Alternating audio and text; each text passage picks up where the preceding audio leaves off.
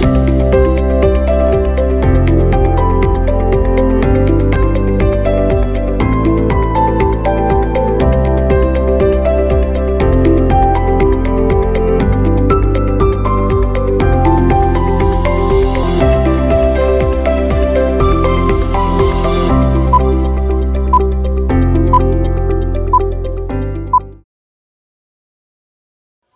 pessoal, prontos para mais uma aula? Então vem comigo, a gente está falando sobre o reino Plantae, né? O reino das plantas. Nós vimos que as plantas, elas são subdivididas de acordo com a sua complexidade. Então nós já vimos que existem plantas muito simples, né? Como os musgos, que são as briófitas. Nós vimos que existem as plantas um pouquinho mais elaboradas, que são as pteridófitas, que são as samambaias. Nós vimos que já existem as grandes árvores, né? Que já tem praticamente todas as estruturas de uma planta, que seria o quê? Raiz verdadeira, caule, xilema e floema, que são os vasos condutores de seiva.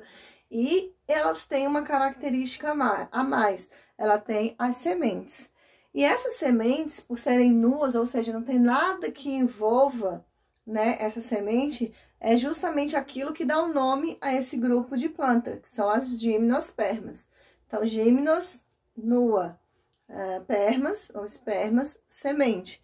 Então, essas plantas, elas já têm uma característica a mais, que as mais simples não têm, né? E elas têm, então, essas sementes. Quem são essas grandes plantas? São as coníferas, são os pinheiros. Por que elas são chamadas de coníferas? Justamente porque ela tem uma forma de cone. E essa forma de cone, ela não é à toa, né? Tudo na natureza a gente sabe que tem um porquê, né? Que tem uma definição, que tem uma função, que tem uma utilidade. Exatamente essas árvores em forma de cones, ou que a gente chama de coníferas, elas são assim por quê? Porque geralmente são plantas de ambientes frios, né? De ambiente que neva. Então, quando acontece da neve cair numa árvore, se ela for muito frondosa, muito cheia de galhos, muito cheia de flores para cima, o que ia acontecer? A neve ia se depositar nesses galhos, ia pesar, e aí o que ia acontecer? Ia quebrar, né? Ia cair, ia poder até chegar a matar a planta. Mas aí, como a natureza é muito sábia, eu costumo sempre dizer isso, que Deus é muito sábio, que a natureza é muito sábia, então ela já pensou em tudo. Então, cada ambiente, cada local que existe um tipo de planta, ela vai estar adaptada a viver naquele local. E as gimnospermas, elas são adaptadas a viver em locais frios, né? Então, elas fazem o quê? Elas têm essa forma de cone, porque a hora que a neve bater nesse cone, ela vai o quê? Ela vai escorrer, não vai pesar, e aí aquele galho, então, não vai quebrar.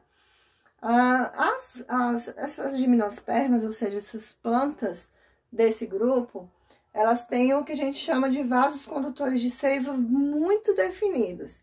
Então, o que são esses vasos condutores de seivas? Eles se assemelham ao nosso sistema circulatório. A planta, ela precisa retirar água do solo, né? Então, a planta, ela vai retirar água do solo e ela precisa levar essa água e esses nutrientes que ela retirou do solo para todas as partes dela, inclusive para as folhas, para realizarem a fotossíntese. Nós já sabemos que as plantas, elas produzem o seu próprio alimento. Então, elas são chamadas de autotróficas. E aí, então, essa água que é retirada e esses nutrientes que são retirados, eles precisam chegar até as folhas, porque aí as folhas vão fazer esse processo de fotossíntese e vão transformar, então, aquela seiva que foi retirada, que a gente chama de seiva bruta, que foi retirada do solo, para transformar no alimento em si, que a gente chama, né, que é a glicose que a planta produz para poder se fortalecer, para poder ter a sua energia, né, para executar todas as tarefas que ela precisa e se manter viva, igual a gente. Nós precisamos de alimento para nos manter vivos, ou seja, a nossa fonte de energia. No caso da planta, a fonte de energia vai ser o quê? Vai ser a glicose.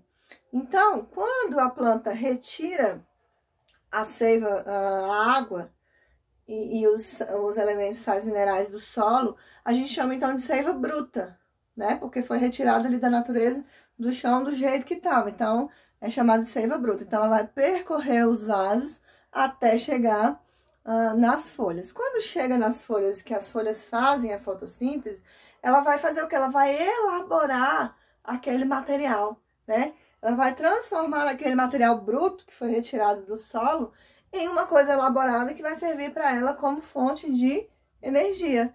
Então, a gente vai chamar de seiva elaborada. Então, pelos vasos condutores de xilema, sobe a seiva bruta.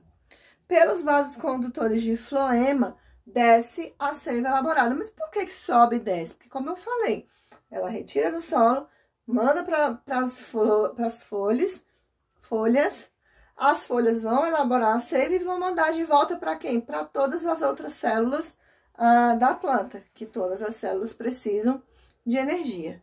Mas aí, avançando um pouco mais, com o passar dos anos e a evolução, né, natural que foi acontecendo no planeta, surgiu um quarto grupo de plantas, que são as chamadas angiospermas. Essas angiospermas, a gente vai dizer que é o grupo mais completo de plantas, que tem todas as características que uma planta deveria ter, né? As outras conseguem sobreviver? Sim, as outras conseguem sobreviver, porém, elas são um pouco mais limitadas, né? A quantidade de espécies é menor por conta das suas características, por conta do seu meio de reprodução.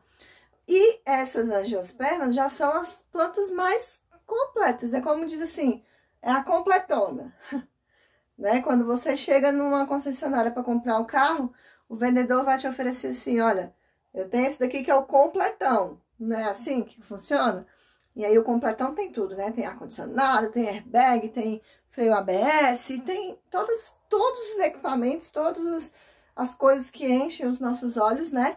Pra gente poder comprar um carro. E essa planta, então, a gente pode fazer essa analogia.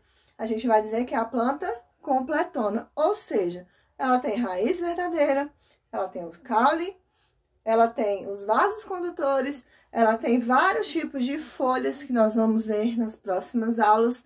Ela tem, inclusive, formas de raízes diferenciadas. Cada planta, de acordo com o local onde vive, ela tem uma raiz diferenciada, porque se ela precisa ir mais profundamente, se ela pega mais água da superfície, enfim.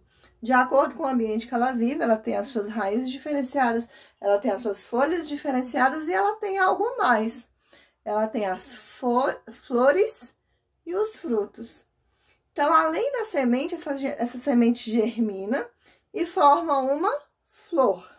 Essa flor, ela é justamente o quê? Ela é o órgão reprodutivo da planta.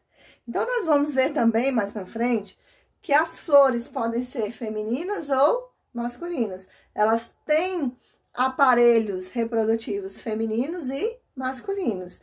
O aparelho reprodutivo masculino de uma flor é chamado de androceu, que é onde vai ter a formação dos grãos de pólen.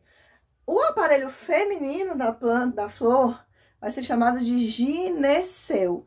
E esse gineceu vai ser o quê? Vai ser exatamente aonde o grão de pólen, que é o gameta masculino, entra. Para quê? Para poder formar o embrião. E aí, quando esse embriãozinho é formado no gineceu, o que acontece com aquela flor? Ela vai se transformar no fruto. E para que serve esse fruto?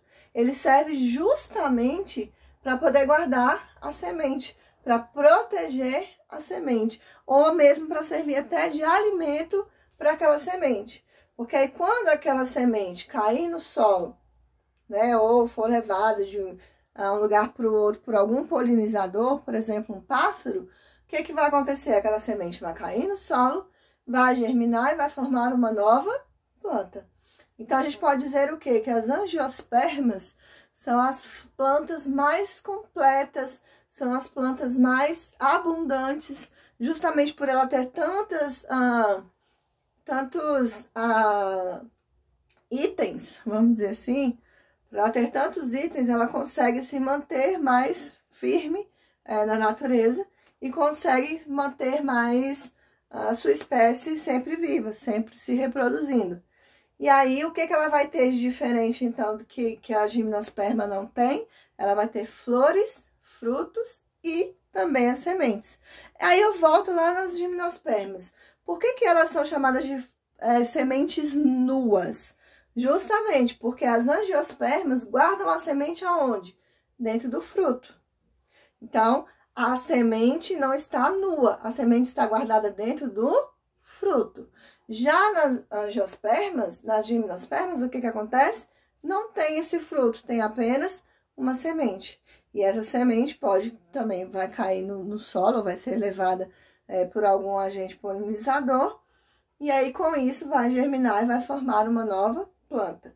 Então, se a gente fosse caracterizar as plantas, nós diríamos que as mais simples são os musgos, as intermediárias são as samambaias, as um pouquinho melhores são as coníferas e as bambambãs, as grandes, as completas, são as árvores frutíferas. E nós sabemos que existem milhares e milhares de espécies, né, de frutas, porque mesmo de uma fruta só, por exemplo, uma banana, a gente sabe que existem várias espécies de banana. De laranja, várias espécies de laranja. Tem a laranja lima, a laranja da terra, laranja pera, tem a banana nanica, a banana maçã, né? Então, assim, tem a maçã argentina, tem a maçã nacional, ou seja, mesmo que existam algumas frutas, essas frutas, elas têm muitas variações e elas têm muitas espécies. E por quê? Porque elas têm essa grande quantidade de características que permitem com que ela consiga evoluir mais, ela consiga se propagar mais, ela consiga se manter em maior quantidade na natureza. Beleza, pessoal? Beijo e até a próxima!